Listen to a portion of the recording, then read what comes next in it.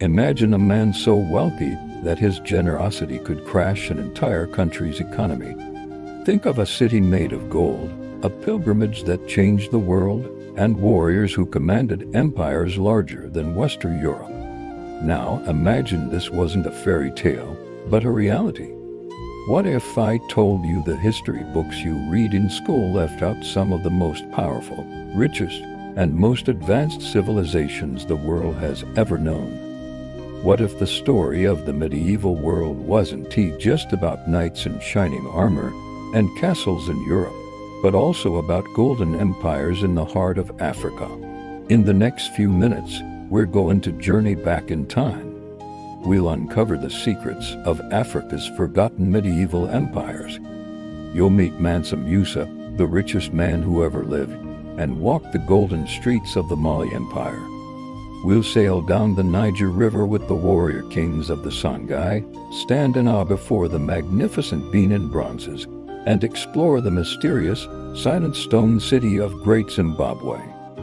By the end of this video, you won't just learn about history, you'll see it in a completely new light, and you'll understand why these African kingdoms were true giants of their time. For centuries, the narrative of world history has been dominated by Europe and Asia. When we think of the medieval period, we picture European castles, crusades, and feudal lords. But this picture is incomplete. While Europe was struggling through its dark ages, powerful empires were flourishing across Africa, creating breathtaking art, pioneering new forms of governance, and amassing wealth that would be unimaginable even today. The problem is their stories have been largely silenced, buried under centuries of colonial bias and simple ignorance. They were dismissed as primitive or undeveloped, their complex societies and monumental achievements deliberately overlooked.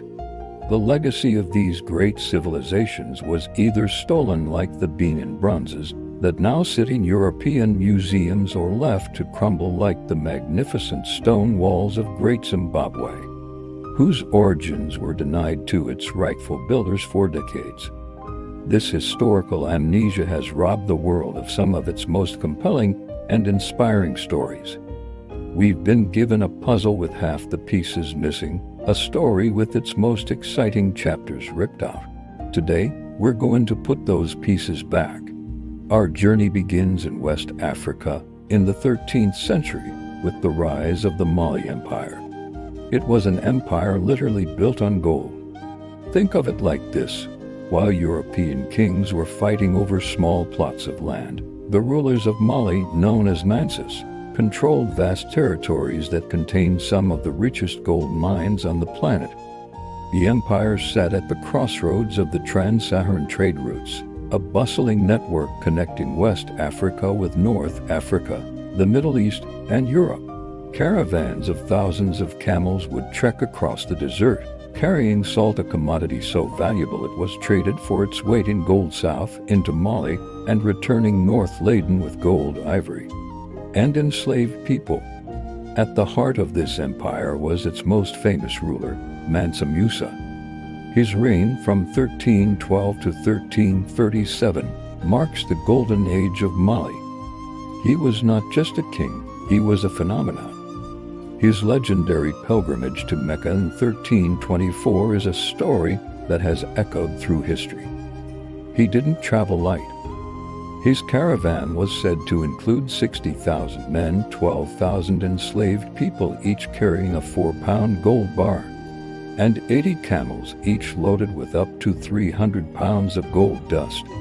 As he traveled through Cairo, he gave away so much gold to the poor that he single-handedly caused the value of gold to plummet, destabilizing the entire region's economy for over a decade.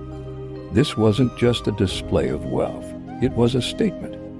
The world now knew that a black African king was the richest and one of the most powerful men on earth. But Mali was more than just gold. Under Mansa Musa, cities like Timbuktu and Jin were transformed into world-renowned centers of learning and culture. The University of Sankore in Timbuktu became a magnet for scholars, poets, and artists from all over the Islamic world. Its libraries held hundreds of thousands of manuscripts on law, science, astronomy, and philosophy, rivaling any in the world at the time. The Great Mosque of Jen, a stunning structure made of mud brick, stands today as a testament to the unique architectural genius of the empire. For a time, Mali was the shining beacon of the medieval world. But like all great empires, its time was not infinite. Internal disputes over succession weakened the central authority, and rival powers began to chip away at its vast territories. As Mali's power began to fade in the 15th century, a new, even more formidable power rose from its ashes, the Songhai Empire. Forged by a dynasty of warrior kings, Songhai would become the largest empire in African history. Its founder, Songhai, was a military genius and a ruthless conqueror. Ruling from 1464 to 1492, he spent most of his reign on horseback, leading his powerful army and navy of war canoes to expand his domain along the crucial Niger River. He captured the great trading cities of Timbuktu and Jen, consolidating control over the trans-Saharan trade routes that had been the source of Mali's wealth. After Songhai, the empire reached its zenith under Askia Muhammad the Great. Askia was not only a brilliant military strategist, but also a wise administrator. He centralized the empire, creating a professional army, appointing governors to rule over provinces, and establishing a unified system of weights, measures, and laws based on Islamic principles. Like Mansa Musa before him, Askia made a grand pilgrimage to Mecca, returning with scholars and a renewed commitment to making the Songhai Empire a center of Islamic learning. Under his rule, Timbuktu flourished once again, its universities and markets buzzing with intellectual and commercial activity. The Songhai Empire was a marvel of organization and power. Yet, its strength was also its weakness. The empire's vast size made it difficult to govern, and like Mali, it was plagued by succession struggles after Askia's death. The final blow, however, came from an external force. In 1591, a Moroccan army, armed with a new and devastating technology firearms, crossed the Sahara. At the Battle of Tindibi, the Songhai army, armed with traditional spears and swords, was no match for the Moroccan muskets. The empire shattered, bringing an end to the era of great Sahelian empires.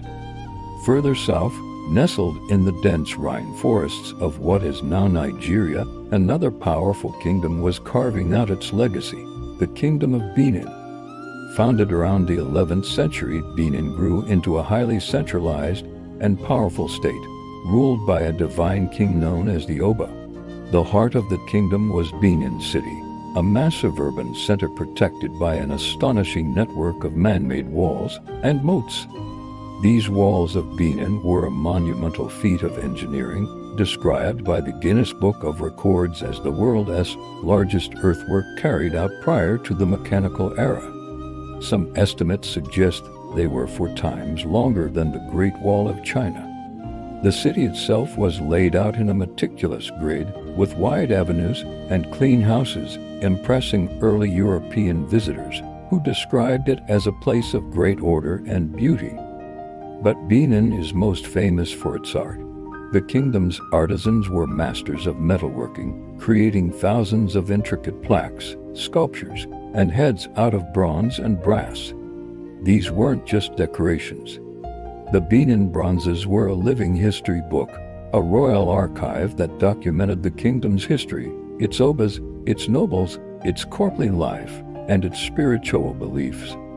Each piece tells a story capturing the power and majesty of the Oba and the complex society he ruled. Now for the emotional peak, the moment that changes everything.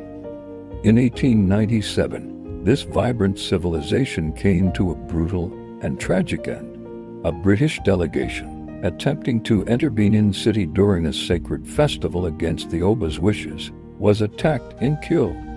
In response, the British launched a punitive expedition. They invaded Benin City, burned it to the ground, and looted its treasures. Thousands of the priceless Benin bronzes were stolen and shipped to Europe. Iobo was exiled, and the kingdom was absorbed into the British Empire. In a matter of weeks, a civilization that had thrived for centuries was violently erased, its history plundered and scattered across Western museums. The looting of the Benin bronzes remains one of the most notorious acts of cultural theft in history. The art that once told the story of a great African kingdom now sits in glass cases in London, Berlin, and New York, a painful reminder of a legacy stolen and a history desecrated. This single, brutal act silenced one of Africa's most brilliant voices, and for over a century, the world was left with only the echoes of its former glory. Finally, we journey to southern Africa, to a site that baffled European colonists for decades, Great Zimbabwe.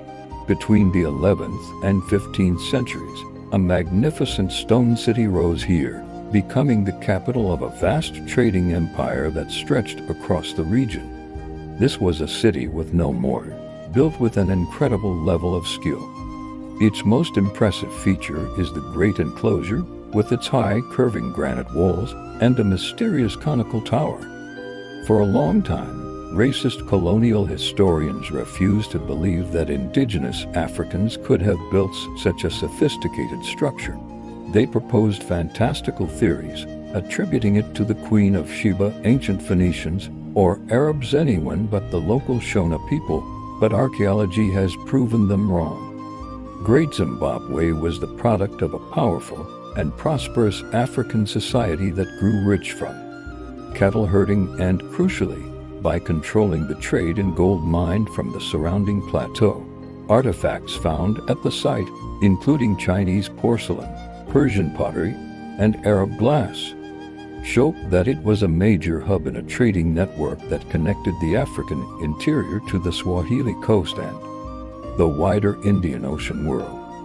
The city was mysteriously abandoned around 1450, likely due to a combination of political instability, exhausted resources, and a shift in trade routes. For centuries, its silent, majestic ruins stood as a powerful, undeniable testament to a lost African civilization, its true origins waiting to be reclaimed.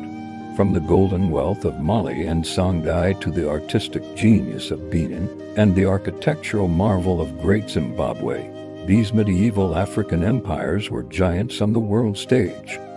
They built complex societies, commanded vast armies, fostered incredible centers of learning, and created some of the most beautiful art the world has ever seen. Their stories are not just African history, they are human history. They challenge our perceptions, enrich our understanding of the past, and offer a more complete, more truthful picture of our shared global heritage. Acknowledging their greatness is not about rewriting history, but about restoring it. If you found this journey into Africa's past as fascinating as I did, make sure to hit that subscribe button and turn on notifications. We have so many more lost stories and forgotten histories to uncover together. Thanks for watching.